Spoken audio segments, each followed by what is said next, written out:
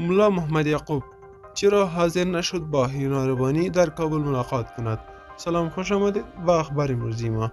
جزئیات بیشتر را در ویدیو تماشا کنید و کانال ما را سابسکرایب نمایید. پشتون تیوی. منابع معتبر و افغانستان اینترنشنال گفتند که ملا محمد یعقوب وزیر دفاع طالبان درخواست پاکستان برای دیدار با هینا ربانی معاون وزیر خارجه این کشور را رد کرده است. این منابع میگویند که سفارت پاکستان از ملا یعقوب خواسته بود درباره مسائل امنیتی و روابط دوجانبه با خانم ربانی گفتگو کند.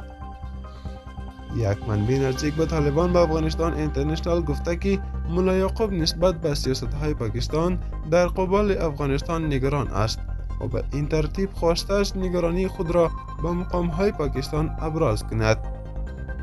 اختلاف اصلی ملا یعقوب با پاکستان مشخص نیست، اما از زمان روی کار آمدن طالبان چند بار درگیری مرزی میان نیروهای پاکستانی و افراد طالبان رخ داده است. یک منبع دیگر هم پیشتر به افغانستان اینترنشنال گفته بود که ملا یعقوب از رفتار پاکستان در قبال پدرش ملا محمد عمر بنیانگذار گروه طالبان راضی نیست. پیشتر نیز وزیر دفاع طالبان گفته بود که هواپیمای بدون سرنشین آمریکایی از فضای پاکستان وارد حریم هوایی افغانستان می شوند. این بود اخبار امروزی ما. تا اخبار دیگر کانال ما را سابسکرایب نمایید. وقتی خوش، خدا نگهدار.